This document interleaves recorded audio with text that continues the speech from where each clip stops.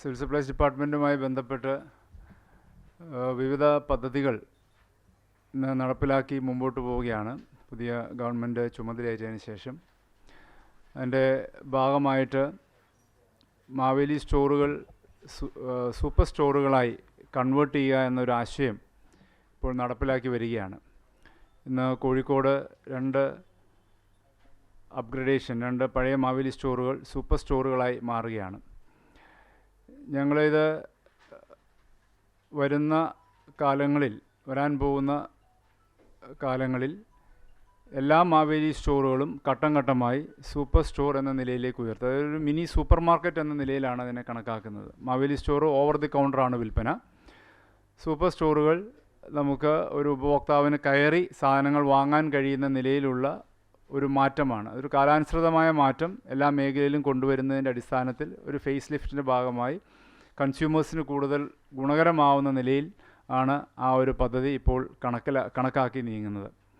ഒപ്പം തന്നെ 24 മണിക്കൂർ പ്രവർത്തിക്കുന്ന കൺവീനിയൻസ് സ്റ്റോറുകൾ ഗവൺമെൻറ് ലക്ഷ്യം വെച്ച് നിർദ്ദേശം നൽകി.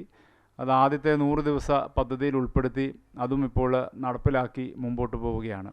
അപ്പോൾ അതിൻ്റെ ആദ്യത്തെ കൺവീനിയൻസ് സ്റ്റോറ് എറണാകുളം വൈറ്റില ഹബ്ബിൽ ആരംഭം കുറി. 24 മണിക്കൂർ പ്രവർത്തിക്കുന്ന സ്റ്റോറുകളാണ് സപ്ലൈകോയുടെ.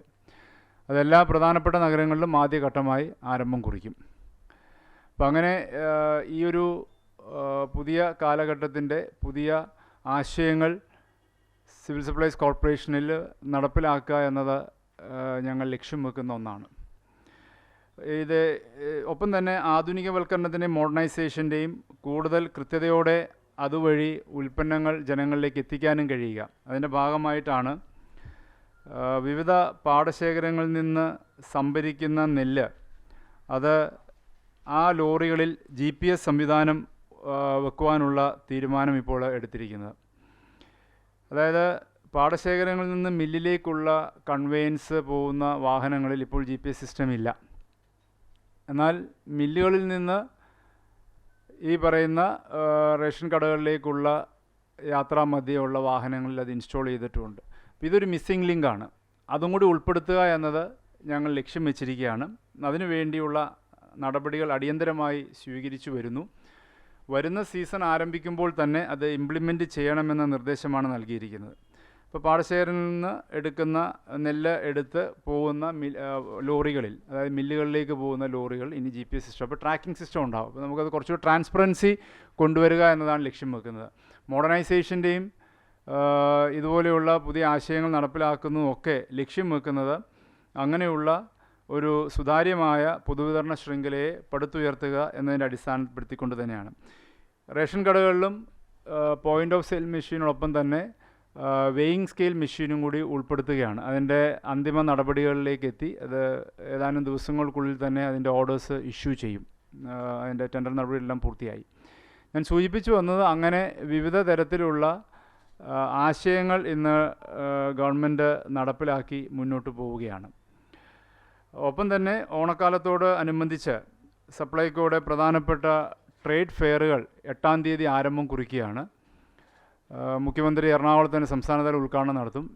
ട്രേഡ് ഫെയർസ് നടത്തുന്നത് കോഴിക്കോടും തിരുവനന്തപുരത്തും എറണാകുളത്തുമാണ്.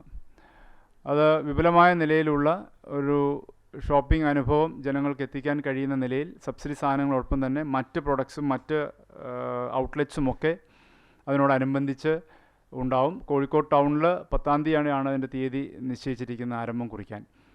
അപ്പോൾ അങ്ങനെ ഒപ്പം തന്നെ ഇതിനോടനുബന്ധമായി എല്ലാ ജില്ലകളിലും ഓണ ഫെയറുകൾ പ്രത്യേകമായി നടപ്പിലാക്കും.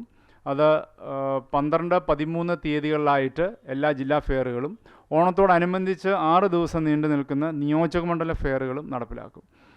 അതുവഴി കൂടുതൽ ഉൽപ്പന്നങ്ങൾ ലഭ്യമാക്കുന്നതിനൊപ്പം തന്നെ സെപ്റ്റംബർ മാസത്തിലെ അലോട്ട്മെൻറ്റ് ആവശ്യമുള്ള ഉപഭോക്താക്കൾക്ക് ഓഗസ്റ്റ് മാസത്തിലും എടുക്കാനുള്ള സൗകര്യം ഒരുക്കുന്നുണ്ട്.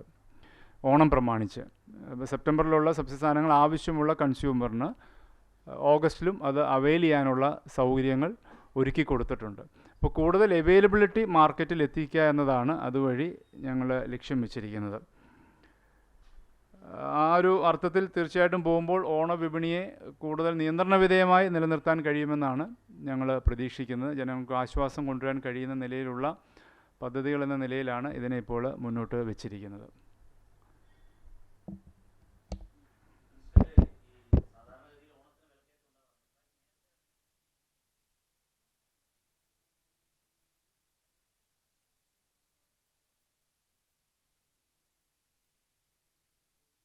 തവണ വന്നിരിക്കുന്നതിൻ്റെ ചില വിഷയങ്ങൾ നമ്മളെല്ലാവരും ശ്രദ്ധിച്ചിട്ടുള്ളൊരു കാര്യമാണ്. ഈ മഴയുടെ വ്യത്യാസവും മറ്റുള്ള പ്രശ്നങ്ങളും ഒക്കെ ക്രോപ്പ് ലോസൊക്കെ ഉണ്ടായി. അതനുസരിച്ചുള്ള പ്രശ്നങ്ങൾ ഉടലെടുത്തിട്ടുണ്ട് പല സ്ഥലങ്ങളിലും.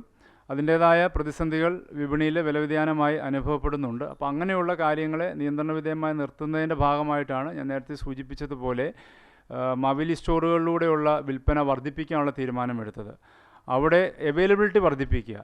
അപ്പോൾ ഈ സീസണിൽ ഈ ഓഗസ്റ്റ് മാസത്തിൽ 1,65,000 മെട്രിക് ടൺ അരി വിപണിയിൽ സിവിൽ സപ്ലൈസ് ഡിപ്പാർട്ട്മെൻറ്റ് വഴിയും സപ്ലൈകോ മുഖാന്തരവും ലഭ്യമാക്കാനുള്ള നടപടികൾ സ്വീകരിച്ചിട്ടുണ്ട്. അതിൻ്റെ ഭാഗമായിട്ടാണ് ഞാൻ നേരത്തെ സൂചിപ്പിച്ചത് സെപ്റ്റംബറിൽ ആവശ്യമുള്ള അലോട്ട്മെൻറ്റ് ഓഗസ്റ്റ് മാസത്തിൽ തന്നെ നമുക്ക് നേരത്തെ വാങ്ങാനുള്ള അവസരങ്ങൾ ഒരുക്കുന്നുണ്ട്. OMS സ്കീമിലുള്ള അരി സപ്ലൈകോ ഔട്ട്ലെറ്റുകളിലൂടെ 20 കിലോ വരെ ഒരു കാർഡ് ഉടമയ്ക്ക് എല്ലാ കാർഡ് ഉടമകൾക്കും വാങ്ങാം, സബ്സിഡൈസ് റേറ്റിൽ വാങ്ങാം ഉള്ള നടപടി ലഭ്യമാക്കിയിട്ടുണ്ട്. ഒപ്പം തന്നെ റേഷൻ കടകളിലും ഇതേ രീതിയിലുള്ള വിൽപ്പനയ്ക്കുള്ള സൗകര്യങ്ങൾ ഒരുക്കിയിട്ടുണ്ട്. അതുവഴി തന്നെ കൂടുതൽ ഇപ്പം നീലക്കാർഡുകൾക്ക് 3 കിലോ അധികം അരി ഈ ഓണക്കാലത്ത് വിൽപ്പന നടത്തുന്നുണ്ട്. അതുവഴി നമുക്ക് അതുപോലെ തന്നെ പൊതുവിഭാഗങ്ങൾക്കും അധികം അരി ലഭ്യമാക്കാനുള്ള നടപടി സ്വീകരിച്ചിട്ടുണ്ട്. AY വിഭാഗത്തിന് സൗജന്യ കിറ്റ് അടക്കമുള്ള കാര്യങ്ങൾ കൊടുക്കുന്നുണ്ട്. ഞാൻ സൂചിപ്പിച്ചു വന്നത് നല്ലൊരു മാക്സിമം ക്വാണ്ടിറ്റി വിപണിയിലേക്ക് എത്തുമ്പോൾ പൊതുവിപണിയെ ആശ്രയിക്കുന്നതിൽ നിന്ന് ജനങ്ങൾക്ക് ഒരു മാറി നിൽക്കാനും ജനങ്ങൾക്കൊരാശ്വാസം ഈ ഓണക്കാലത്ത് ലഭ്യമാക്കാനും കഴിയുമെന്ന് തന്നെയാണ് ഞങ്ങൾ കരുതുന്നത്.